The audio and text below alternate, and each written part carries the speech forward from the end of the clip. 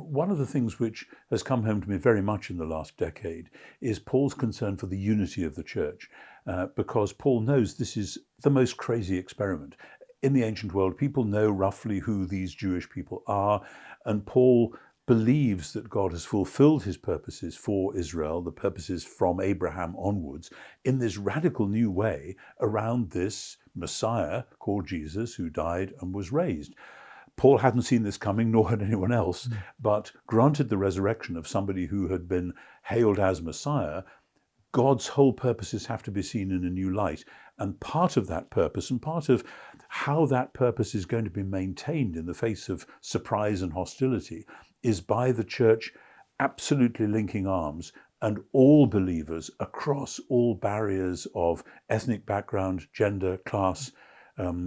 they all have to be one family, otherwise the whole thing's a nonsense and it'll just collapse again and the powers that be will have won after all. So that sentence at the end of Galatians 3 about neither Jew nor Greek, neither slave nor free, no male and female, you are all one in Messiah Jesus, and if so, you are Abraham's family, heirs according to the promise.